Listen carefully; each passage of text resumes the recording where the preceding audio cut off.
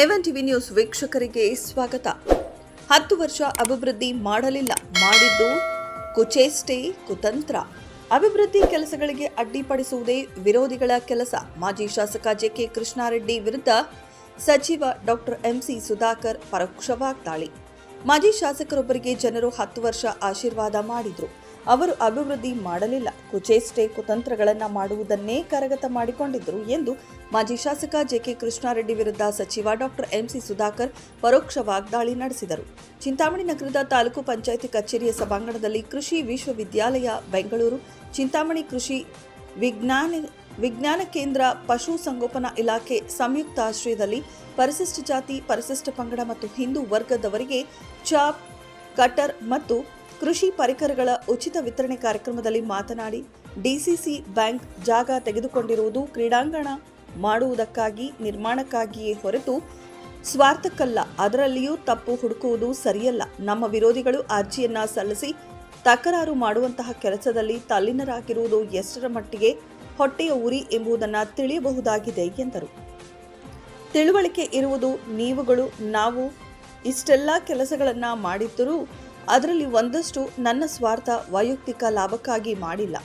ಒಂದು ಕೈಗಾರಿಕೆ ಪ್ರದೇಶ ಅಥವಾ ಕೃಷಿ ಚಟುವಟಿಕೆಗಳಿಗೆ ಪ್ರೋತ್ಸಾಹ ನೀಡುವಂತಹ ಕೆಲಸಕ್ಕಾಗಿ ನಿರ್ವಹಿಸುತ್ತಿದ್ದೇನೆಯೇ ಹೊರತು ದುರುದ್ದೇಶದಿಂದ ಕೂಡಿಲ್ಲ ಎಂದು ನುಡಿದರು. ಅಂತರ್ಜಲ ವೃದ್ಧಿ. ಮುಂಗಾನಹಳ್ಳಿ ಹೋಬಳಿಯಲ್ಲಿ ನಿರ್ಮಾಣವಾಗಿರುವ ಚೆಕ್ ಡ್ಯಾಂಗಳನ್ನು ನೀವು ನೋಡಿದ್ರೆ ಅಂತರ್ಜಲದ ವೃದ್ಧಿಗೆ ನಿರಂತರ ಪ್ರಯತ್ನಗಳನ್ನು ಮಾಡುತ್ತಿದ್ದೇನೆ.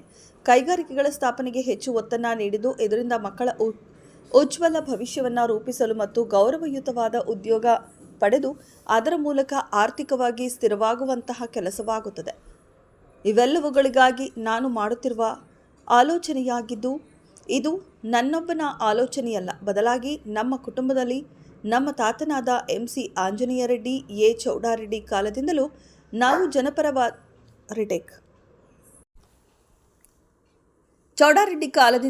ಜನಪರವಾದ ಕೆಲಸಗಳನ್ನು ನಿರ್ವಹಿಸಿಕೊಂಡು ಬರಲಾಗುತ್ತಿದೆ ಎಂದರು. ನನ್ನ ವಿರೋಧಿಗಳು ಆರೋಪಗಳನ್ನು ಮಾಡುತ್ತಾರೆ, ಆದರೆ ಅವರು ಸತ್ಯ, ವಾಸ್ತವಾಂಶ ಅರಿತು ಕಣ್ಣ ಮುಂದೆ ಇರುವ ಕೆಲಸಗಳನ್ನು ಗಮನಿಸಿ ಮಾಡಬೇಕಾಗುತ್ತದೆ. ಯಾವುದೇ ಸರ್ಕಾರಿ ಕೆಲಸಗಳನ್ನು, ಸಂಸ್ಥೆಗಳನ್ನು ನಡೆಸುತ್ತಿರುವುದು ಕೇವಲ ಜನರ ಒಳಿತಿಗಾಗಿ ಮಾತ್ರವೇ ಹೊರತು ವೈಯಕ್ತಿಕ ಲಾಭದ ಉದ್ದೇಶಕ್ಕಲ್ಲ ಎಂದರು. ನಮ್ಮ ಕುಟುಂಬದವರು ನನಗೆ ವಿದ್ಯಾಭ್ಯಾಸ, ಬದುಕುವ ದಾರಿಯನ್ನು ತೋರಿಸಿದ್ದಾರೆ, ಆದರೆ ದುರುಪಯೋಗದ ಮಾರ್ಗವನ್ನು ನಮಗೆ ನೀಡಿಲ್ಲವೆಂದು ಟೀಕಾಕಾರರಿಗೆ ತಿರುಗೇಟು ನೀಡಿದರು.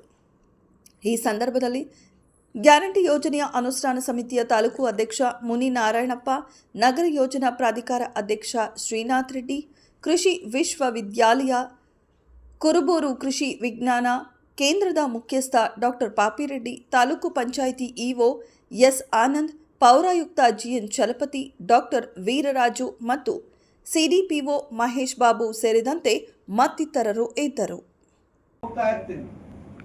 ಒಂದು ಜಿಲ್ಲಾ ಪಂಚಾಯಿತಿ, ಒಂದು ತಾಲೂಕ್ ಪಂಚಾಯಿತಿ ಚುನಾವಣೆ ಒಂದ್ಸತಿ ನೋಡ್ಕೊಂಡ್ ಬನ್ನಿ. ನಾವು ಸ್ಥಳೀಯವಾಗಿ ಇಲ್ಲಿ ಏನು ತೊಂದರೆ, ಯಾಕೆ ಅದು ಮಾಲಿನ್ಯ ಆಗ್ತಾ ಇದೆ ಅನ್ನೋದನ್ನ ನಾನು ಬಿಡಿಸಿ ಪದೇ ಹೇಳ್ತಾ ಇದ್ದೆ. ಈ ರೀತಿ ಮಿಶ್ರಣ ಆಗ್ತಾ ಇದೆ, ಈ ರೀತಿ ಒಳಚರಂಡಿ ನೀರು ಅದಕ್ಕೆ ಸೇರ್ತಾ ಇದೆ, ಮತ್ತೆ ಅದು ಕಲುಷಿತ ಆಗ್ತಾ ಇದೆ ಅಂತ ಹೇಳಿದ್ರೆ ಅದ್ರ ಬಗ್ಗೆ ಪಾಪ ಅವ್ರ ಗಮನನೇ ಇಲ್ಲ. ಆದ್ರೂ ನಮ್ಮ ಪ್ರಯತ್ನ, ನಾವು ಜವಾಬ್ದಾರಿ ಸ್ಥಾನದಲ್ಲಿ ಇದ್ದೀವಿ, ಜಿಲ್ಲಾ ಮಂತ್ರಿ ಆಗಿದ್ದೀನಿ.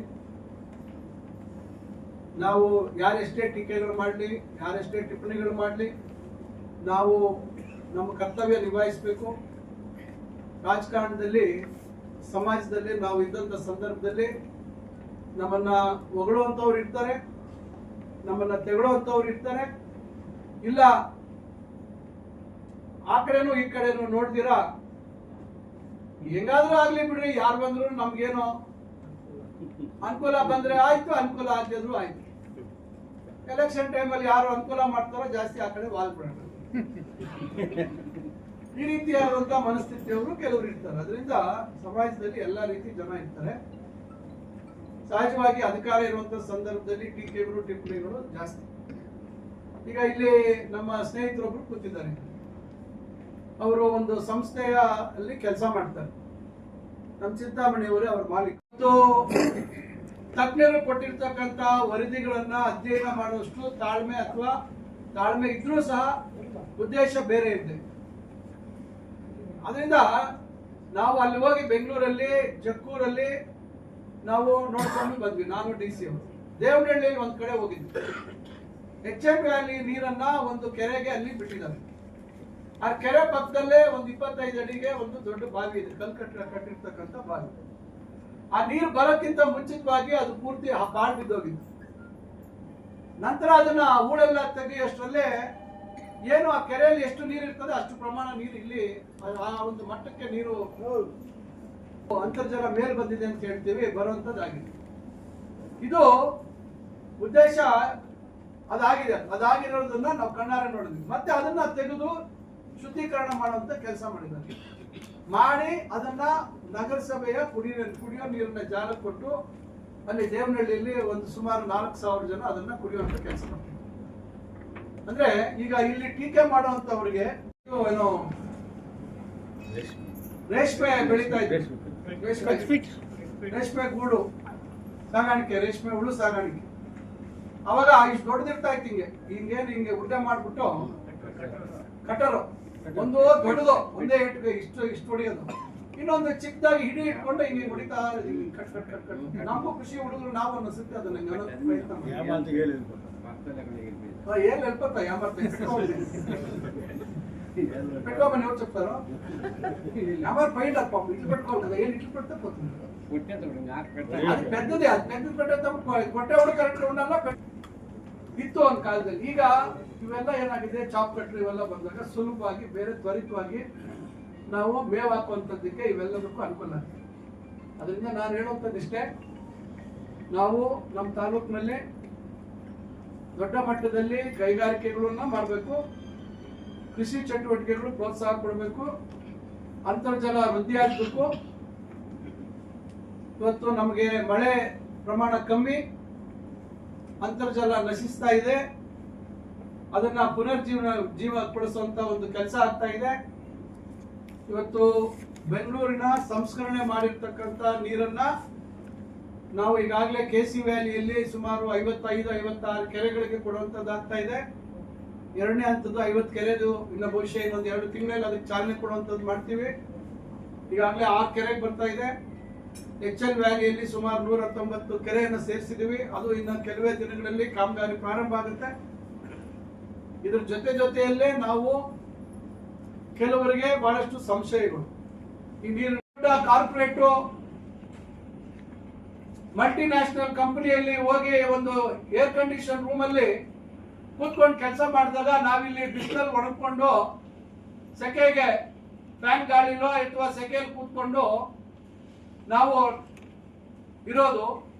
ನಮ್ಮ ಮಕ್ಕಳು ಅಥವಾ ನಮ್ಮ ಕಷ್ಟದ ಫಲ ನಮ್ಮ ಮಕ್ಕಳು ಒಳ್ಳೆ ರೀತಿಯಲ್ಲಿ ವಿದ್ಯಾವಂತರಾಗಿ ಒಳ್ಳೆ ಸೌಲಭ್ಯ ಪಡೆಯುವಂಥದ್ದು ಒಂದು ರೀತಿ ಪೋಷಕರಿಗೆ ಅದು ಖುಷಿ ವಿಚಾರ, ಇಲ್ಲ ಅಂತ ನಾನು ಹೇಳಲ್ಲ. ಆದ್ರೆ ನನ್ನ ಆಲೋಚನೆ ಇಲ್ಲಿರ್ತಕ್ಕಂಥ ರೈತರಿಗೂ ನಮ್ಮ ರೈತರಿಗೆ ಒಳ್ಳೆ ಒಂದು ಸೌಲಭ್ಯ ಸೌಕರ್ಯ ಒದಗಿಸ್ಕೊಡ್ಬೇಕು ಅಂತಕ್ಕಂಥದ್ದು ನನ್ನ ಉದ್ದೇಶ. ಯಾವುದೇ ಒಂದು ಒಳ್ಳೆ ಸೌಲಭ್ಯ ಸೌಕರ್ಯ ಕೊಡ್ಬೇಕಾಗಿರ್ತಕ್ಕಂಥದ್ದು ನಮ್ಮೆಲ್ಲರ ಕರ್ತವ್ಯ. ಮತ್ತು ಇವತ್ತಿನ ವ್ಯವಸ್ಥೆ ಬದಲಾಗ್ತಾ ಇರ್ತಕ್ಕಂಥ ಸಮಾಜದಲ್ಲಿ ಇವತ್ತು ಆರ್ಥಿಕ, ಶೈಕ್ಷಣಿಕ, ಸಾಮಾಜಿಕ ಇವೆಲ್ಲ ಬದಲಾವಣೆಗಳು ಆಗ್ಬೇಕಾದ್ರೆ ಈ ರೀತಿಯಾಗಿ ಅವಕಾಶಗಳನ್ನ ಎಲ್ಲರಿಗೂ ಅದರ ಅನುಭವ ಕೊಡ್ತಕ್ಕಂಥದ್ದು ಬಹಳ ಮುಖ್ಯವಾಗಿರ್ತಕ್ಕಂಥ ವಿಚಾರ. ಇದು ನಾವು ಮಾಡ್ತಾ ಇರ್ತಕ್ಕಂಥ ಹಲವಾರು ಅಭಿವೃದ್ಧಿ ಕೆಲಸಗಳಿಗೆ ಇರ್ತಕ್ಕಂಥ ಕಾರಣಗಳು. ನಾನೀಗ ಬೆಳಿಗ್ಗೆ ಬರಬೇಕಾದಂತ ಸಂದರ್ಭದಲ್ಲಿ ಏನು ನಮ್ಮ ಕೈವಾರ ಮಸ್ತೇನಹಳ್ಳಿ ಕೈಗಾರಿಕಾ ಪ್ರದೇಶದ ಆ ಪ್ರದೇಶಕ್ಕೆ ಹೋಗೋಣ, ಅಲ್ಲಿ ಯಾವ್ದಾದ್ರು ಒಂದು ಕೈಗಾರಿಕೆ ಒಳಗೆ ಹೋಗಿ ಏನಾಗ್ತಾ ಇದೆ ಅಂತಕ್ಕಂಥದ್ದನ್ನು ನೋಡೋಣ ಅಂತ ಹೇಳಿ.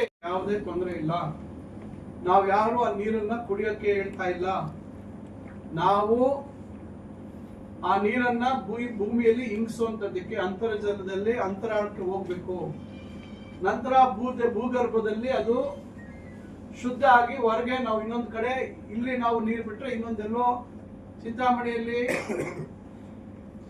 ನಾವು ಭೂಗರ್ಭಕ್ಕೆ ನೀರು ಬಿಟ್ರೆ ಗ್ರೌಂಡ್ ವಾಟರ್ ರೀಚಾರ್ಜ್ ಮಾಡಿದ್ರೆ ನಾಳೆ ಅಲ್ಲಿ ಮಾಡಿಕೇರಿಯಲ್ಲಿ ಬರ್ಬೋದು, ಇಲ್ಲ ಈ ಕಡೆ ಸಿಂಗಸಂದ್ರದಲ್ಲಿ ಬರ್ಬೋದೋ, ಇಲ್ಲ ಅಂಕಾಲ್ ಮಡ್ಗಲ್ ಬರ್ಬೋದು, ಆ ನೀರು ಗೊತ್ತಿಲ್ಲ. ಭೂಮಿಯಲ್ಲಿ ಒಂದ್ಸತಿ ಒಳಗೆ ಹೋದ್ರೆ ಎಲ್ಲಿ ಅದು ಹೊರಗೆ ಬರ್ತದೆ ನಮಗೆ ಗೊತ್ತಿಲ್ಲ. ಪದರಗಳು ಯಾವ ರೀತಿ ಇರ್ತದೆ, ಎಲ್ಲೆಲ್ಲಿ ಬಿರುಕುಗಳು ಇರ್ತದೆ, ಯಾವ ಬಿರುಕಲ್ಲಿ ತೂರಿ ಎಲ್ಲಿ ಹೋಗ್ತದೆ, ನೀರು ಹರಿತಾ ಹರಿತಾ ಹರಿತಾ ಶುದ್ಧ ಹಾಕೊಂಡು ಹೋಗ್ತದೆ. ಇವತ್ತು ಎಲ್ಲ ಕಡೆ ಅಂತರ್ಜಲ ವೃದ್ಧಿಯಾಗಿದೆ. ನಾವೀಗ ಇದರ ಮತ್ತೊಂದು ಭಾಗ, ಈಗೇನು ಕೆಲವು ಕಡೆ ಮಾಲಿನ್ಯ ಆಗ್ತಾ ಇದೆ. ಏನು ಇದು ಶುದ್ಧೀಕರಣ ಮಾಡಿರ್ತಕ್ಕಂಥ ನೀರು ಮಾಲಿನ್ಯ ಆಗ್ತಾ ಇದೆ. ಒಳಚರಂಡಿ ನೀರನ್ನ ಕೆಲವು ಕಡೆ ಈ ಶುದ್ಧೀಕರಣ ಆಗಿ ಬಂದಿರತಕ್ಕಂಥ ನೀರಿಗೆ ಮಿಶ್ರಣ ಆಗ್ತಾ ಇದೆ. ಅದಕ್ಕೆ ಏನು ಪರ್ಯಾಯವಾಗಿ ಮಾಡಬೇಕು ಅನ್ನೋ ಒಂದು ಆಲೋಚನೆಗೆ ಮೊನ್ನೆ ಒಂದು ಕಡೆ ನಾವು ಬೆಂಗಳೂರಿನಲ್ಲಿ ಭೇಟಿ ಮಾಡಿ ಅದನ್ನ ಏನೇನು ಮಾರ್ಗಗಳಿದ್ದಾವೆ ಅಂತ ಹೇಳಿ, ಯಾಕಂದ್ರೆ ಕೆಲವ್ರಿಗೆ ದಿಢೀರಂತ ರಾಜಕೀಯವಾಗಿ ಒಂದು ರೀತಿ ಪರಿಚಯ ಆಗ್ಬೇಕು, ನಾಯಕರಾಗಬೇಕು ಅಂತ ಆಲೋಚನೆ. ಒಂದು ವಿಧಾನಸಭೆಯ ಚುನಾವಣೆ, ಒಂದು ಲೋಕಸಭೆ ಚುನಾವಣೆ. ಯಾವ ಚುನಾವಣೆಯಲ್ಲಿ ಯಾವ ಕಾರ್ಯಕ್ಕಾಗಿ ಯಾವ ಕಾರಣಕ್ಕಾಗಿ ತಾವು ಮತ ಚಲಾಯಿಸ್ತೀರಾ ಅಂತಕ್ಕಂಥದ್ದೇ ಇವತ್ತು ಬಹಳ ಜನಕ್ಕೆ ಗೊತ್ತಿಲ್ಲ. ಒಂದು ಹಾಲು ಉತ್ಪಾದಕರ ಸಹಕಾರ ಸಂಘ ತಮ್ಮ ಬದುಕನ್ನ ಬದಲಾಯಿಸ್ತಕ್ಕಂಥ, ತಮ್ಮ ಬದುಕಿನಲ್ಲಿ ಒಂದು ಬದಲಾವಣೆ ತರ್ತಕ್ಕಂಥ, ತಮ್ಮ ಗ್ರಾಮ ಮಟ್ಟದಲ್ಲೇ ಹೈನೋದ್ಯಮವನ್ನ ಉತ್ತಮಗೊಳಿಸ್ತಕ್ಕಂಥ ತಮ್ಮ ಪಾಲ್ಗೊಳ್ಳುವಿಕೆ, ಇವೆಲ್ಲದರ ಪರಿಣಾಮ ಒಂದು ಹಾಲು ಉತ್ಪಾದಕರ ಸಂಘ. ಆ ಚುನಾವಣೆ ಯಾವ ರೀತಿ ಆಗ್ತದೆ? ಇಲ್ಲ ಒಂದು ಸಹಕಾರಿ ಸಂಘ, ರೇಷ್ಮೆ ಬೆಳೆಗಾರರ ಸಹಕಾರಿ ಸಂಘ, ಅಥವಾ ಯಾವುದು, ಯಾವ ರೀತಿ ಚುನಾವಣೆ ಆಗ್ತವೆ? ಯಾವುದು ನಮಗೆ ಆ ಸಂದರ್ಭದಲ್ಲಿ ನಾವು ಏನು ತಪ್ಪು ಹೆಜ್ಜೆ ಇಡ್ತಾ ಇದ್ದೀವಿ ಅಂತಕ್ಕಂಥದ್ದು ಯಾರಿಗೂ ಅರಿವಿರಲ್ಲ. ಅರಿವಿದ್ದು ತಪ್ಪು ಹೆಜ್ಜೆಯನ್ನ ಇಡ್ತೀವಿ. ನಾನು ಯಾಕೆ ಇವೆಲ್ಲ ಹೇಳ್ತಾ ಇದ್ದೀನಿ ಅಂದ್ರೆ, ಎಲ್ಲೋ ಒಂದ್ ಕಡೆ ಪ್ರಜಾಪ್ರಭುತ್ವದ ಬಗ್ಗೆ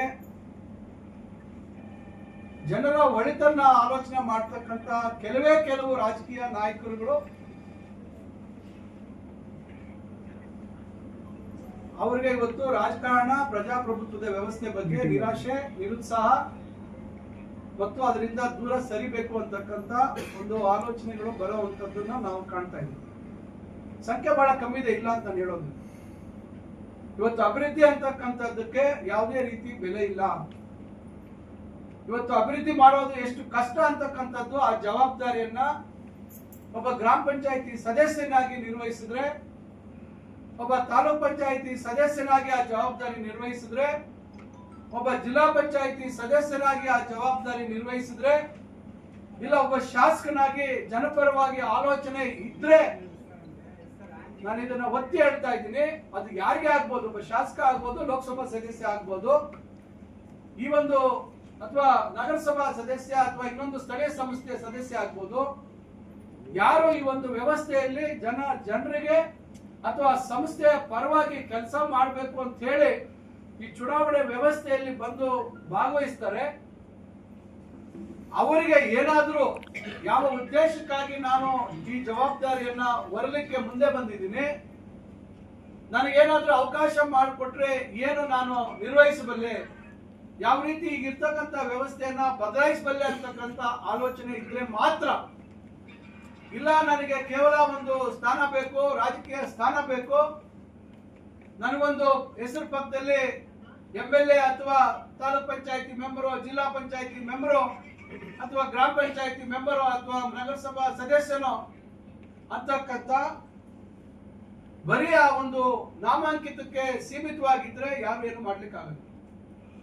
ಆದ್ರೆ ನಿಜವಾಗ್ಲೂ ಮನಸ್ಫೂರ್ತಿಯಾಗಿ ನಾನು ಈ ಸಮಾಜದಲ್ಲಿ ಒಂದು ಭಾಗವಾಗಿ ಏನಾದ್ರೂ ಒಂದು ಬದಲಾವಣೆ ತರಬೇಕು ಅಂತಕ್ಕಂಥ ಅವರಿಗೆ ಖಂಡಿತ ಇವತ್ತಿನ ವ್ಯವಸ್ಥೆ ಬಹಳಷ್ಟು ಒಂದು ನಿರುತ್ಸಾಹ ಪಡಿಸ್ತಕ್ಕಂಥ. ಇದು ಎಲ್ಲರೂ ಅವರು ಚುನಾವಣೆ ನಿಂತಾಗ ಅನುಭವಿಸ್ತಕ್ಕಂಥ